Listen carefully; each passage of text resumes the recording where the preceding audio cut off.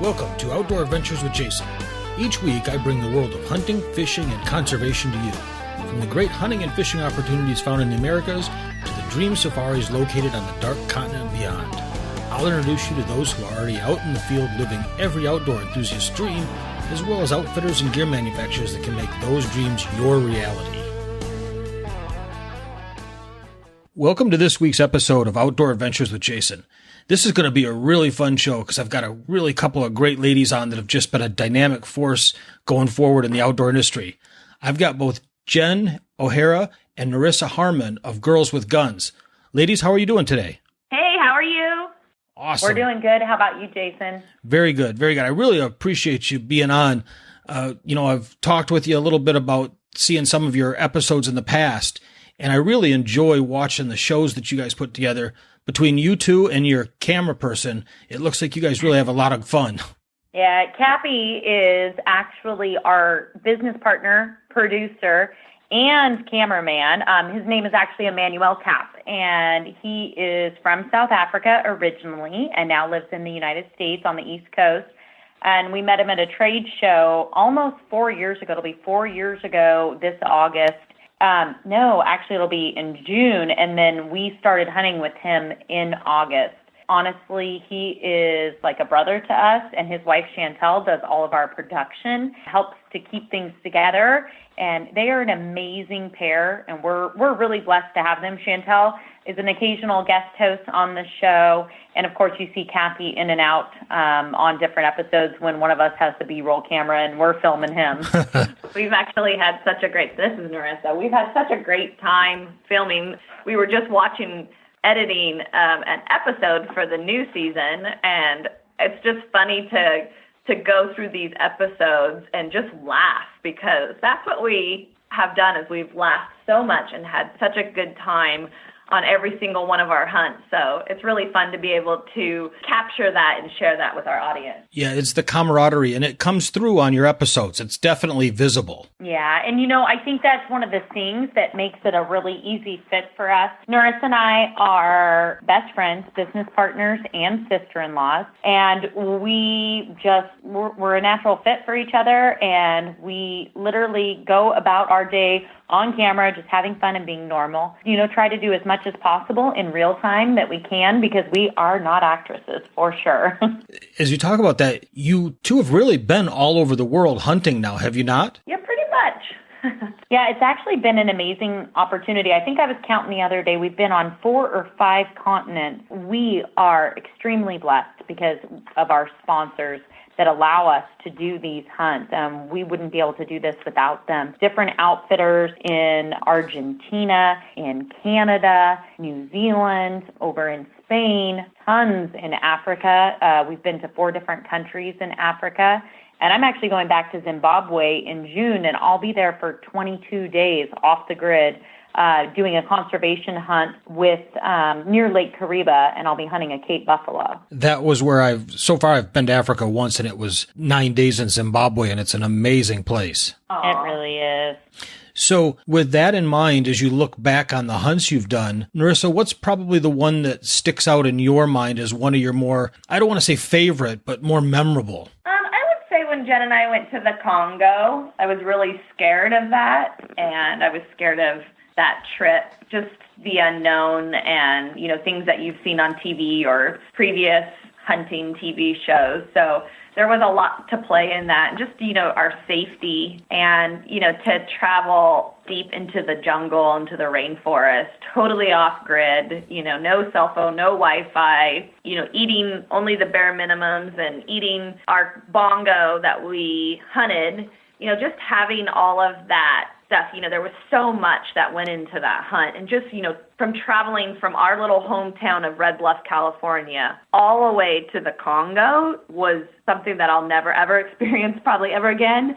And just that conquering fear and conquering myself and my fear in myself. So, for me, that was something that I'll never forget, that, just having that hunt was very special to us, and to do it together with my, best friend, it was pretty awesome. And we had, about 10 people with us, and you get to see gorillas and elephants and chimpanzees. So it was pretty a special hunt for me. Well, what you think of when you think of Africa. Exactly, for sure. And the Congo is a little bit of a different animal. I would guess 80% of the hunters from America go to South Africa or Namibia or Zim. We've been to all of those countries. The Congo was an entirely different experience. It was the jungle, and there were no roads, and we went 24 hours driving until we actually even hit a town. And we were in the middle of the jungle where a dozer or some kind of equipment, I'm not sure because we didn't see any equipment, had just cut through this jungle to create roads. And I mean, how cool is that? We actually broke down at one point, and it was a little intimidating to not have anyone who could repair it. Our driver didn't speak English. Cappy saved the day. We don't know what was going on, but all I know is that he was sucking either oil or fuel out of a line and messing with it. And the next thing we know, the truck's starting an hour later after working on it, and we're on our way to camp. Wow, an hour breakdown's not bad at all. Well, when you're in the middle of nowhere with no cell phone, no Wi-Fi, no roads, no towns, it can be a little intimidating. Oh, yeah. I could imagine you were starting to think in your mind, am I going to be spending the night out here? Yes. But, we were working on it. We knew that they were expecting us. So we were going to work something out. But Cappy saved the day. Well, and in that same vein, talking about memorable hunts, I want to switch over to ask you about one that you did, Jen. Mm-hmm. And well, the Congo is completely a mind-blowing experience, it would be my guess. Tell me a little bit about when you hunted the lion in South Africa, because that was really quite an interesting episode. Yeah, that was actually a really special hunt for me. I think everyone has that animal that they want to hunt. It's really tough because there's so much controversy today surrounding lions, actually cats of any kind, whether it's a mountain lion, a leopard, a cheetah. It doesn't matter. People are varied on their opinions, and sometimes they can be very strong on it and very, very cruel. And the sad part is that it's something that they don't understand. I didn't just wake up one morning and decided that I wanted to shoot a lion. It was years of understanding that, of traveling to Africa. I had been to Africa 4 or 5 times before I decided that I wanted to shoot a lion. Understanding how they are raised, the conservation and the conservation dollars that go back into it. And people just have such a different view. One of the most important things is that absolutely nothing goes to waste anywhere in Africa. There is not meat that goes to waste. No, we as hunters can't bring it back to the United States, but that's not our fault as a hunters. That's what our government tells us. So, the antis will really hit on us for that. We tried to put together an episode that really just showed the emotion of the conservation and what it meant to me, and I think we covered it really well. I made a great first shot. It was an ethical hunt. Everything in South Africa is high fence. There's no way to dance around it. But most people in the United States on public land only hunt, a 40 or 50 or 60,000 acre area, sometimes even less. Sometimes they don't even cover that. And those are the type of enclosures and concessions that you're hunting in Africa. So it is a very, very fair chase type of hunt. They are in a huge open remote area with other animals. The hunt was amazing. It was emotional, and I'm not the emotional one. Narissa is. And I had so much anticipation. I am not someone who really takes fear lightly. I'm not really a scaredy cat. I guess you could say I'll pretty much do anything, jump off a bridge, go hunt some of the dangerous game. But I think I had never been in a situation where, as you're walking in, this animal it's telling you, get away. Most people would get away. No, we got closer. And, because part of the problem was with my stature, I'm only 5 foot tall, and my PHs were all over 6 foot tall. They could see him clearly, and I couldn't because of the bushes, and he was ready to pounce. He was ready to charge us at any time. Several times he jumped straight up in the air and flipped around at me, and I wasn't going to take a shot that wasn't a good shot or a side profile shot. So we had to get closer. And it's very intimidating to be 40 to 50 yards away from a wild animal like that. But it was amazing. I enjoyed every second of it. I'm going back it'll be the third of my dangerous 7. So I have taken a hippo in Zimbabwe, a lion in South Africa, and then I will do the Cape buffalo in Zimbabwe. Really It's cool. all fun. It's amazing. Now, was Cappy filming that? Yes, Cappy has actually filmed every single hunt of mine and Norissa's, with the exception of, I think, one whitetail hunt and one mule deer hunt that we've done. And the reason I ask that is because, as you said, you're 5 feet tall. Some of the brush was blocking your view, and that's talked about and shown in the episode. But Cappy's taller, and Cappy's only about 5'9". well, but my PHs are much taller. yeah, there's some footage of that lion who keeps, as you said, it was telling you to get away. He was telling us definitely to get away. And that's some of the best footage I've ever seen. Is he's not happy. So this is not some pet that you walk out in a field. This is a true wild lion, as wild as they can be in South Africa. And I think one of the things too, Jayson, that a lot of people don't understand, but if you've been to the different countries in Africa, another country where it's free range, you will shoot another plains game, probably an impala or a springbuck, and you will put that in a tree, or just basically you will bait the lion. You'll sit in a blind and they'll come in. My hunt was entirely walk and stalk. We had to track the animal.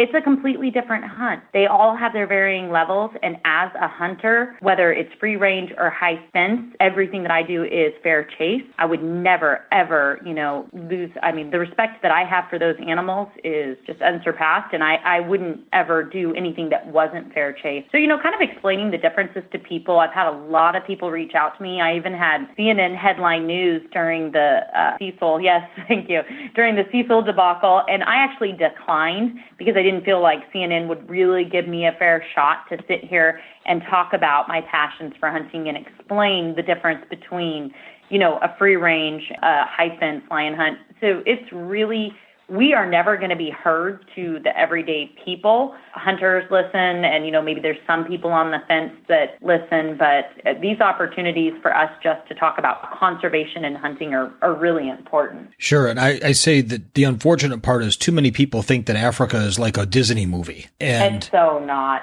It is nothing like that. And so, the area I hunted in Zimbabwe was low fence. There was no lions. And that's because all the villages around there had removed them. Yeah. And that's what people don't realize either, is how much conservation each outfitter does for the animals, and, reintroducing different species. People don't understand that. And if it wasn't for them, we wouldn't have things like elephants and impalas. Because the poachers would take them on. And lions. Right. And, we experienced poaching firsthand in Congo. And that's what's going to happen with the gorillas and, all the dikers. Unfortunately, there's two sides to it that I see. A lot of them are eating them, or, then they're not going to have them anymore. So it's hard but it's good to educate. It's good to educate and I think, too, as we're looking, we're kind of just to feed off of one of the things that Norissa said, which is when we were with Tolly's African Safaris, which is who I hunted my lion with, we went back to his home base, his home ranch where he grew up. I think it was 4 generations of Jordans in that area. His family was goat and sheep farmers. And because of the wildlife was eating and competing with his livestock, his ancestors killed off all of the wild game in that area. There was 4 species left. And when he decided to get into wild game farming, which is what they call it over there, they introduced, and now I believe it's 24 or 26 species at Tolly's African Safaris that you can hunt. And there was only 4 species left there. People don't understand, and that there is, if they don't have value, then sometimes the animals get put to the side. And, I think that hunters definitely look after animals more than anyone else. And I'd love an opportunity to sit in a room with somebody who was an anti-hunter and explain that to them. Yeah, and even more so, I always tell folks that it's not the antis so much that we have to appeal to, it's the people that are on the middle of the fence. Absolutely, because I don't think the antis will ever come to our way of thinking. Their typical standard answer is to get angry and to tell me that they want my head on a wall, or to tell me that they hope that I trip and fall in the woods and shoot myself. And I mean, I could go on and on and on, and anyone who's a public figure in the hunting industry could as well, because we all get it. We get the death threats. And really, they're just keyboard warriors. I let it roll off my back. It used to bother me. It doesn't anymore. But I will take the time to stop and answer the person that is asking to be educated. And that's what every single hunter should do. And I hope, and I'm sure they do, because all of us, we need to keep hunting around. And we're in California. This state is trying desperately to stop hunting in every way, shape, and form, whether it's our lead ban or right now, not being able to get most semi-automatic pistols. We now have to register our ammo. I could go on and on and on with the things that they're trying to do. So we all have to stand together, educate that middle ground person so that they understand about hunting. And I believe, is not California the same state that, will they ban you from doing, say, mountain lion hunting? There's then a problem, so they have to bring in professional hunters to reduce the population? Yes. So no mountain lion hunting. Yeah, you've got a ton of them. So actually, I was that girl that grew up on a farm in Northern California, actually more northern from where I'm at now. I was 8 or 9 years old, and I remember my stepmom coming into the school covered in blood to get me out of school because my barrel racing horse had been attacked. Luckily, it was a cub. My dad got a depredation permit. My horse was in the property because we were able to backtrack and track her.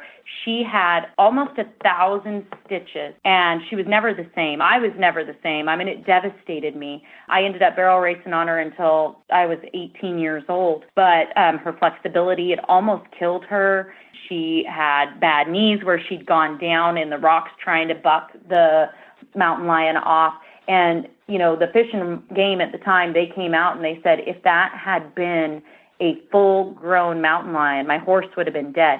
It is the same exact route that I rode my horse every afternoon after school. It was right near the pond that my sister and I would take our horses to, wrap the reins around a tree and jump in and go for a swim. So we have a problem, and I'm 37 years old. So, this was 28 years ago. So imagine the problem we have today.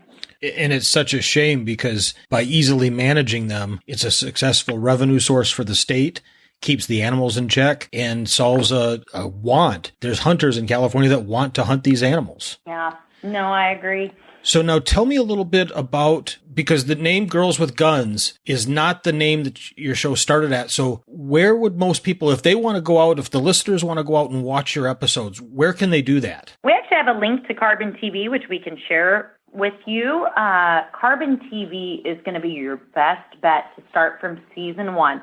Originally, our show was called Universal Huntress. That was for three seasons, because we're in season 4 now. Yeah. Norissa and I own Girls with Guns clothing. Our clothing was one of the primary focuses, along with our other sponsors. We just felt like it was a good fit to change the name to Girls with Guns TV. And we'll make sure that you get a link so that people can click on. Start from season 1 all the way to season 3. Season 4 starts at the last week in June on the Pursuit channel, and it goes for 13 weeks with all 13 brand new episodes and lots of fun surprises. Tell me a little bit about the Girls with Guns clothing line, because that's really an item that's come on strong in the last 8 to 10 years, has been hunting clothing specifically for women. And tell me a little bit about Girls with Guns clothing. Sure, this is Norissa. We actually started in my garage about 8 years ago. Since then, we've taught ourselves quite a bit, import, export. We've jumped on a plane and went to China and learned about manufacturing. We still have a lot to learn, and we're learning every day something new. Since then, we've grown, and we have about 11 employees here in Red Bluff, California. And we have a manufacturer production team in Wichita, Kansas. Yeah, we've still been going strong. We have we're in quite a few chains now. Cabela's, Sportsman's Warehouse, shields, and a lot of mom and pop stores. We're in those now, and we've grown and went from licensing. We're now licensing with Muck Boots and Montana Silversmith. And one of the things that people can look for about Girls with Guns clothing is a varied variety of items. So Girls with Guns is about women in the outdoors. It's about empowering women. It is not just a clothing brand. So you can get our athletic gear, which fits amazing. Norissa and I, we actually are sponsored by Wilderness Athlete, and we focus on, our athletic side of it, our supplements and our training for our hunts. So we started creating athletic gear. We have a variety of hats, great hats, all made by the Outdoor Cap. We're really proud to be partnered with them. We also have a logo T-shirt program, which is like our brand program, which is more of your loose-fitting T-shirts with graphic designs. That's coming out brand new in 2017. Amazing price point of $14.99 for really great quality tees. Then you move into our fashion pieces, which it could be an urban jacket that's an urban camo, or a nice piece that shows your love for the outdoors, but that you're able to wear to a dinner party and still be that outdoorsy girl who has a little bit of lace, a great fitting top, but you can see that there's a buckhead on there. And there's a lot of girls like us who do like to have that, with their fashion pieces. Then our technical hunting gear, which is actually where my passion lies, is really, really stepped up and improved. Norissa and I, with filming the TV show, we are able to be in our gear a minimum of 100 days a year. So you're going to find every single thing that's wrong with it, and you're going to fix it. So the samples come to us a year in advance before they get launched to the public. Norissa and I hunt with them in the previous season while we're filming. We're able to field test it, make changes along the way, and perfect it. And this isn't gear that gets created. It actually gets field tested by the women who design it, who are the hardest on it. The feedback that we get is incredible with the women who love our gear and can't believe that. I won't even give away our trade secrets, but, there's 4 things that almost every single customer says, I can't believe that someone finally did it, and those are 4 of our things that we've done, and it just makes the products better because we are women, we are designing it, and, I think that makes a big difference when you are actually hunting in it. You're just not trying it on and walking around the office. When we field test and wear all of our clothes a year in advance to make sure that it's what we want and what we would wear. And then you said you've actually been to China now to talk with the manufacturers, so it's fairly easy if you need to make adjustments. It's not a problem. Yeah. Since then, we have a team now that helps us with that. Oh, that's got to be nice. And the website, the layout of the website is fantastic. And thank you. That's my mom. Oh, really? My mom actually does our website, and she designed that entire website on her own. I helped with maybe 5%. I wouldn't even give myself that much credit.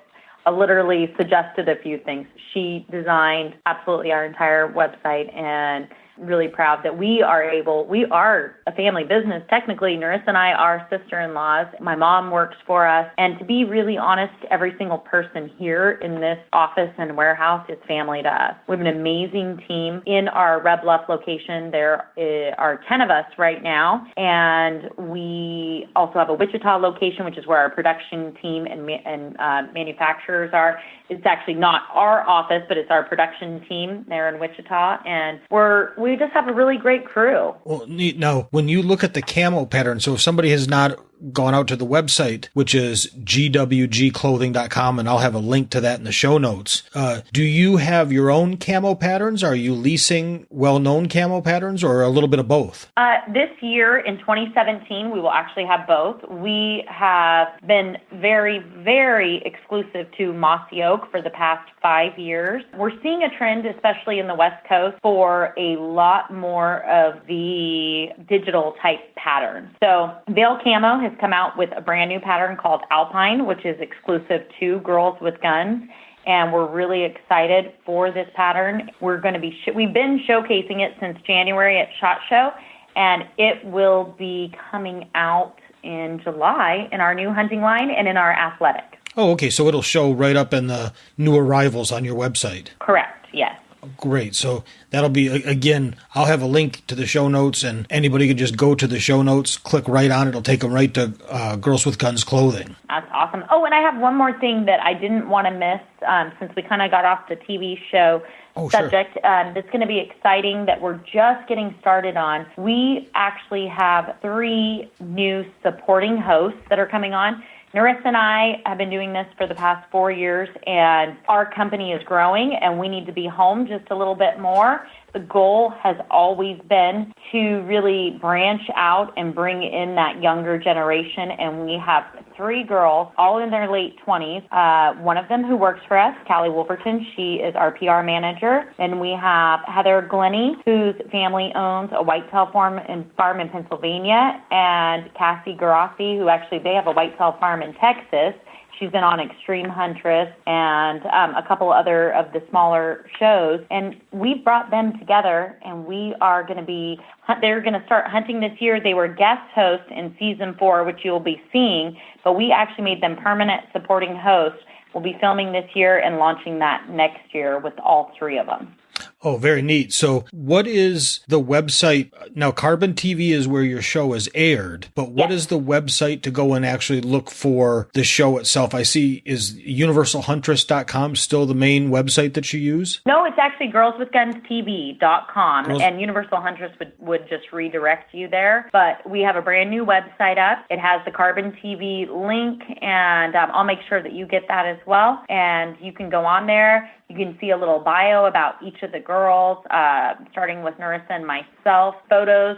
We also have recommendations for outfitters. A lot of people, they really struggle to go out of country and spend that kind of money without having met or know the outfitters. And that's something that actually I work directly with our outfitters and help customers to be able to book hunts. And people who say, okay, well, if 2 women went to the Congo and did it, I know it must be safe. And, you know, they come, they ask questions, and we're able to put them in direct contact with the outfitter, get a quote for them, and really answer all their questions. Well, that's really great. That makes it less intimidating for somebody. It helps to ease it. I know when I went to Africa, it was just by myself. And so having that person here in the States that can kind of, for lack of a better term, hold your hand as you make that trip is really comforting. And we've been there. So it's not like we're recommending places we haven't been. We've actually walked in their shoes before they did. Yeah, it's definitely helpful. Well, very neat. So if people wanted to get in touch with you, what is the best way for them to do that? Probably the website. I would definitely say gwgclothing.com. We have a button that is a contact us button. It goes directly to our staff, which then would make sure that it got to us. And then you can find us on our social media platforms. So I would just say right now, GWG Jen and GWG Nur. Got it. So is that Instagram, Facebook, Twitter, the whole 9 yards? Yeah. So Twitter, Yeah. Okay. Yep. And I'll have links to all that too to make it easy for anybody to reach out or to follow you. Either one, both, however they want to do it. So, well, I know everybody's always pressed for time. I really appreciate the time you've given me. I encourage everybody to go out and watch this show. The Carbon TV link makes it very easy. The equipment that you see, both Jen and Norissa using you guys have got great sponsors from Ruger rifles to your Girls with Guns clothing. I mean, there's just can I give them all a shout out really quick? Of course. One of the things that I don't know, unless you're in the industry, that a lot of people understand is how important your sponsors are. And we would not have a TV show without them. We honestly are so, so blessed because most of the time our partners also partner with us in other ways in terms of licensing, like with Muck Boots. We have a license directly. We sell Muck Boots that are branded with Girls with Guns. And we have Ruger Firearms, and we've had a great relationship with them. We're going on our 3rd year working with Ruger. Amazing guns, awesome people, and we're really thrilled about that. We have on our optics side, we have Vortex. What a riot. Check them out. They have not only amazing gear, but they are so much fun, and they have a lifetime warranty. Our Hornady ammunition is amazing. Norissa and I both are actually trying to get into reloading this year and learning because they're pushing us outside of our box to try new things and do things with their equipment. So that's been really exciting. We actually just picked up a new company called Spartan Gun Cleaning Kits, and it's a smaller company, which is Modern Spartan Systems, yes. But they've been really awesome to work with, and we're able to, showcase some of that on the episode, as well as O meals. I don't know if you know anything about O meals, but they are literally replacing your food when you're going on hikes and hunts. You zip open the bag, any type of water, whether it's lake water, a soda, it doesn't matter. You don't need pots and pans. You don't need potable water. You put it in there because everything's separated. You seal it back up, and your food's cooked in a couple minutes. Oh, wow. I've used it myself, hunting in the backcountry on my moose hunt. Great food, and it's awesome.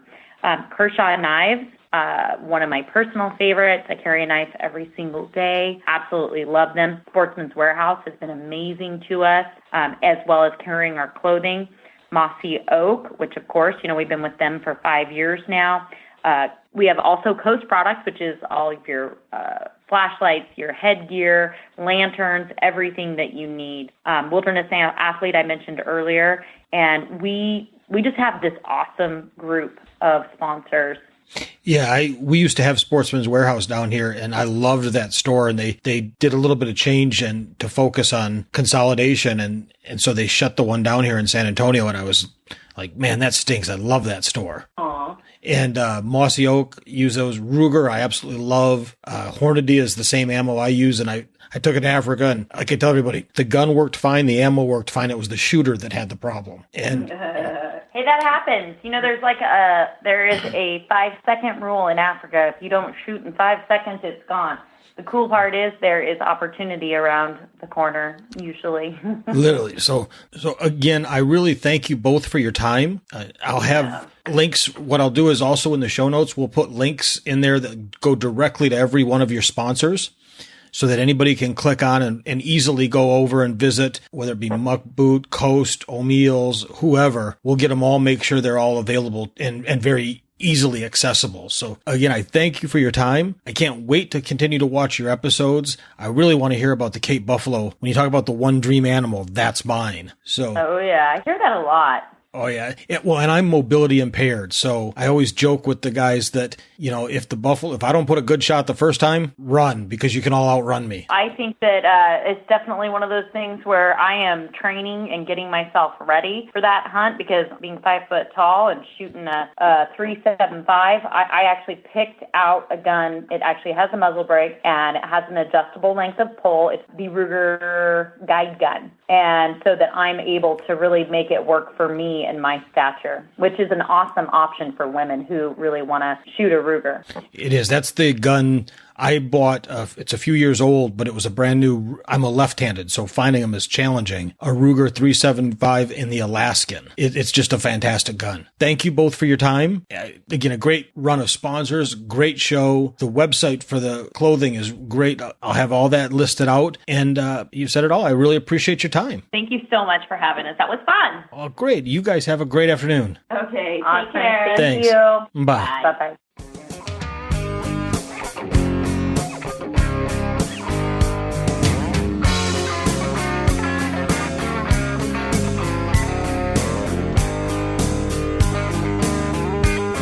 Come early spring, it's getting green. Fish are on the bed, and hear those turkeys gobble. It's ringing in my head. The winterized bass boat, here comes another year. Yeah, we command the outdoors round here. Oh, we